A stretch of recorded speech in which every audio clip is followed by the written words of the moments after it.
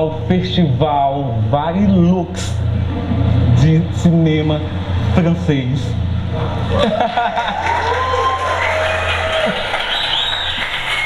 Isso aí, essa é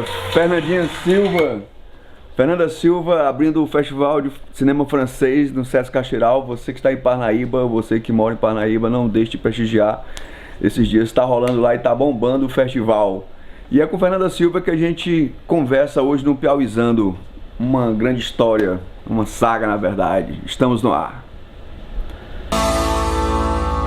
Nasci aqui, passei a infância aqui, meus bisavós chegaram nesse bairro há mais de 120 anos.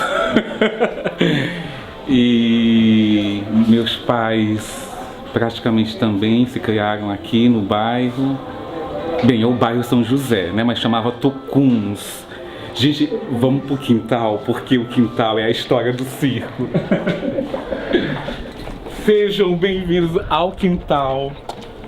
Ai, as melhores memórias, né? De uma vida, uma família, para mim estão no quintal.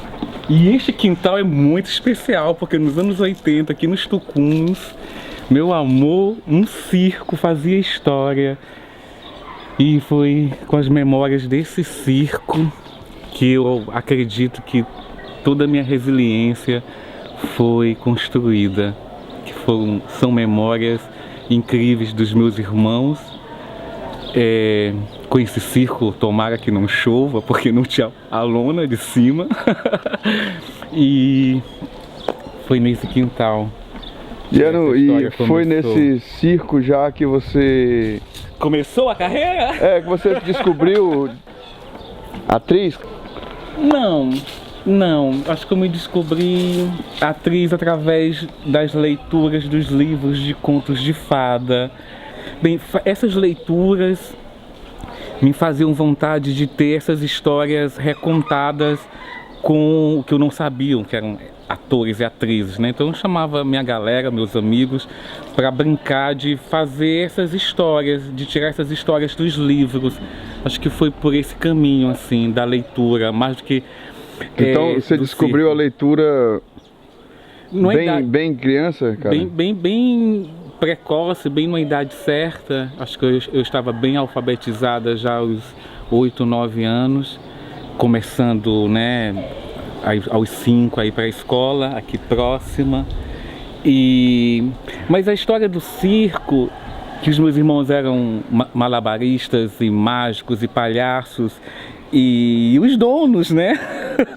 E os donos do circo no quintal. Então esse encantamento, essa magia, essa ludicidade, essa memória profunda que está lá na minha primeira década. Eu tenho 4. Estou na minha primeira década marcada pelo circo e por uma circularidade que havia no quintal, né? Nós tínhamos uma varanda para o quintal e muita história foi vivida aqui, né? Como é que é? Você foi durante muito tempo o ator,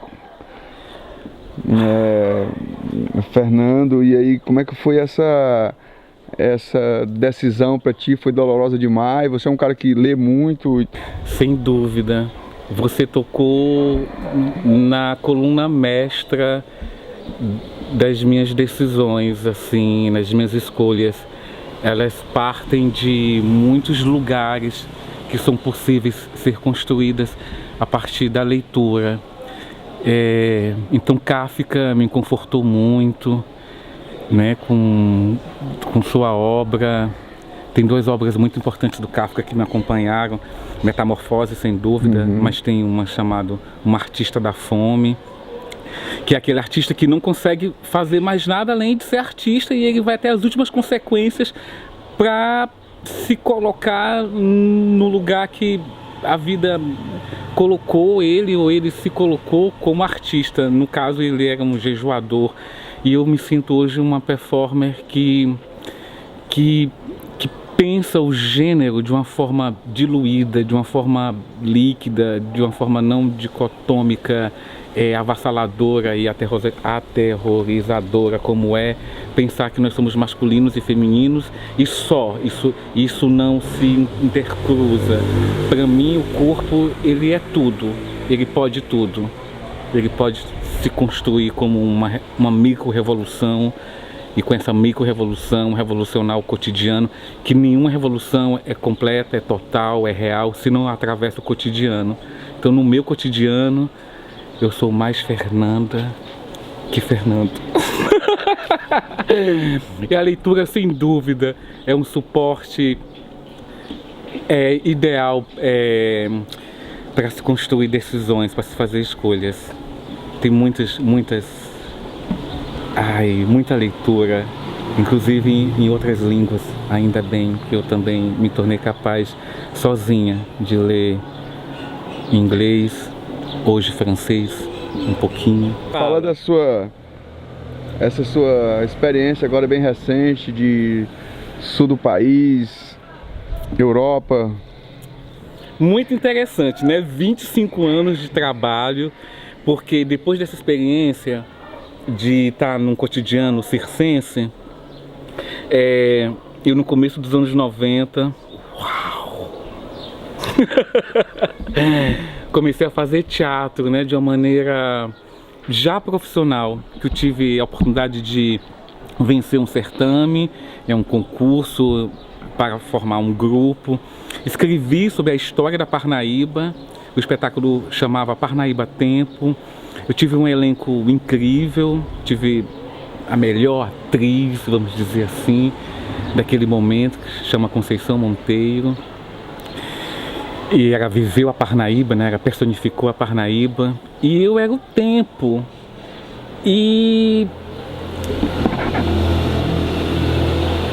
eu desligo quando tu faz isso? Não. Eu desligo também. Não. E você era o tempo. Eu era o tempo, eu era o tempo, eu era o tempo. Essa vida, né? 25 anos de atividade teatral, artística, sistemática, séria, profissional. E aí tem a ver com uma residência que eu fiz no Campo Arte Contemporânea, em Teresina, com um grupo da Holanda, né, uma companhia da Holanda. Eu passei 5 semanas em Teresina nessa imersão. Lá eu conheci Sônia Sobral, que me convidou para performar um texto de Eduardo Viveiros de Castro, chama Involuntários da Pátria. E ano passado, em abril, fui para Curitiba, me apresentei na Mostra Oficial de Curitiba, e depois disso, inúmeros convites surgiram através do Brasil, e no fim do ano passado surgiu o convite para ir para Portugal. Então foi um trabalho bem sucedido. Que coisa, né, cara? Isso tudo acontecendo na sua vida, numa Parnaíba que, eu te pergunto, ela aprendeu a te respeitar como artista? Ai, eu penso que não. Tem uma coisa, é difícil. Algumas pessoas sim, mas a maioria das instituições não, porque tem um tabu sobre a homossexualidade ou a transexualidade ou sexualidade de um modo geral, né? Que ainda nos coloca numa visão numa perspectiva muito perversa, sabe? Cruel, que eu não encontro palavras assim, mas de ainda muita violência, nos colocam num prisma muito de invisibilidade ou de, sabe, fingir que a gente não tá lá, não tá aqui, fingir que a gente não acontece.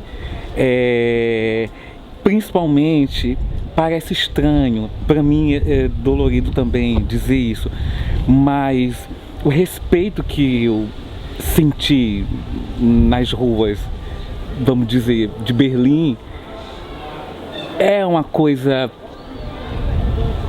assim, incomparável. Porque não é fingir que você não está lá, não é fingir que você não está na rua. É pelo contrário, é você ver E você respeitar, você não se sentir, sei lá, como se carregasse uma letra escarlate, sabe? Um sinal de excomunhão. Você está me falando isso porque aqui em Parnaíba, ainda hoje é um peso ultrapassar as praças, andar na rua. Você sente isso, cara? Eu sinto, e eu sou uma resposta, né? A Fernanda é uma resposta. Hoje andar em paz nas ruas é uma resposta a uma luta minha, uma luta pessoal, mas que também foi travada com as instituições, né? Eu, por exemplo, tenho vários boletins de ocorrência registrados, eu tenho memórias de muita violência, como quase ser linchada,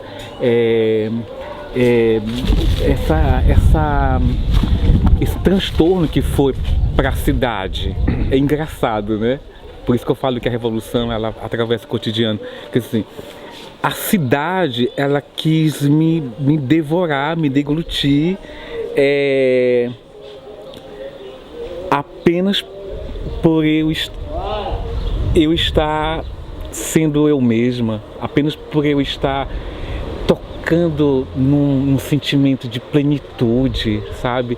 De realização psíquica mesmo, porque o corpo, ele é psiquismo também, né? Nós somos carne, mas também somos algo intangível.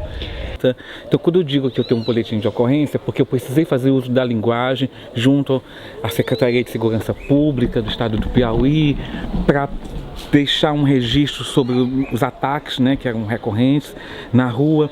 O Ministério Público Estadual também eu precisei recorrer à Ordem dos Advogados do Brasil. Eu tive que escrever, né, para essas instituições, eu precisei narrar os acontecimentos. Então, quando eu sofria esses ataques, né, em Parnaíba, eu tinha uma coisa assim comigo, dentro de mim, para manter meu queixo erguido e minha paz de espírito. Eu ficava pensando, um dia eu vou estar em Paris, um dia isto vai acontecer. E agora, mais do que pensar que um dia eu vou estar, eu penso, eu já estive, né? Eu sei qual é essa sensação de andar com tranquilidade, andar com paz, andar sem medo. Porque eu ainda sou o Fernando, eu sou o professor de teatro, eu sou o artista, eu sou esse intelectual, e de repente estava tudo anulado, estava tudo, sabe, desabando, e foi de uma hora para outra, foi assim, do dia para a noite, os pré-julgamentos ou os julgamentos. Então, essa é combater a cultura com uma contracultura, né? Então eu me sinto, não gosto do termo, mas eu me sinto essa pessoa que batalhou, que guerreou, que abriu o caminho, que foi pioneira de certos discursos que estavam inoperantes ou desaparecidos, né? Quer dizer, eu sou um homem vestido de mulher ou eu sou uma mulher com um órgão sexual masculino? Eu sou...